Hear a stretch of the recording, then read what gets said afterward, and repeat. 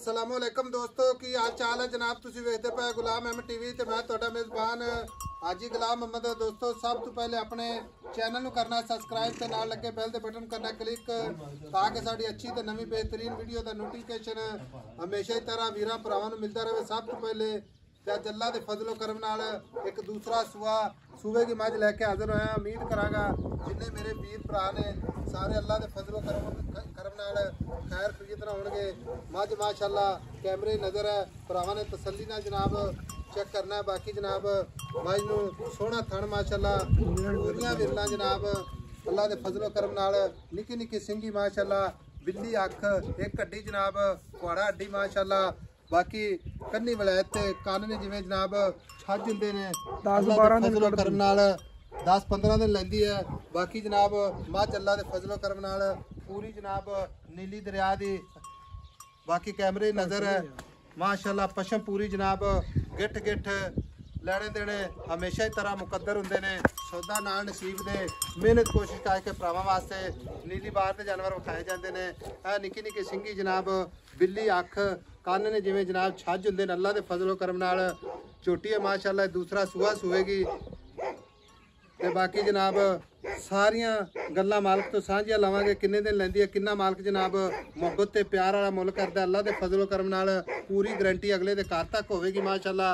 कोई वीर भरा अल्लाह दे फजलो करम नाल लाला अस्सलाम वालेकुम अगे हाथ होया भाई शौकत अस्सलाम वालेकुम। वालेकुम सलाम जी मौलवी साहब की हाल है? अल्हम्दुलिल्लाह दुआवां भरा ठीक है माशाअल्लाह सब ठीक ठाक अल्लाह का। अच्छा भाई शौकत मझ विखाई जांदा मेरा कैमरामैन अल्लाह दे फजलो करम नाल मझ जेड़ा भरा वेखेगा अल्लाह दे हुक्म नाल इंशाअल्लाह इस तरह दी आम मज्जां नहीं खड़ियां झोटी माशाअल्लाह जिवें पुत्तर नहीं किसी ने पालिया हुंदा अल्लाह दे फजलो करम नाल छोटी नीली दरिया दी वाधे घाटे दी गारंटी बिल्कुल। सुआ दूसरा दिन किन्ने लेंदी है? दस मैं आज ले जा सी 8 to 9 दिन 8 to 9 10 दिन ले जाएगी ठीक है।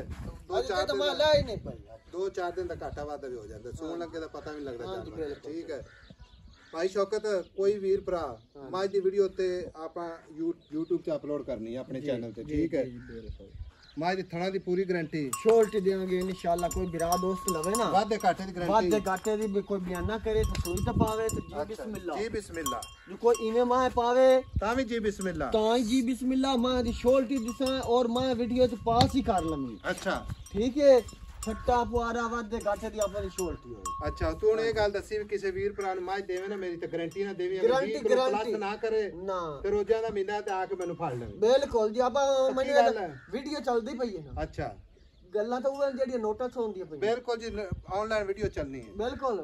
अगर मां च कोई डिफॉल्ट होवे तो मैं आपां दी अच्छा ठीक है कोई आपां दी शोल्टी ते ले जावे जी बिस्मिल्लाह। अगर कोई से दा दिल मुतमिन ना होवे अच्छा बयाना करा देवे मां सू पवे मां चो वजा के खड़का से ले जावे। अच्छा ए पहलन दा की रिकॉर्ड रहा हुन दुध तो देवेगी 20 शेर ते पहलन कितना दुध करदी रही? पहलन मां ओते ना दुध करदी रही 14-15 किलो 14-15 किलो। एवें जो बंदा झूठ मारी जावे क्यों जी? फिर आ पूरी बरीक माशाल्लाह जो प्योर मां इते देखा ना मां दी बरीकत वेखी करो यार। हुन भाई शौकत जी मेरी गल सुन ले। हां जी इको ही गल करनी है प्यार मोहब्बत नाल मुल करना है ते मझ आपा बेचनी अल्लाह दे हुक्म नाल।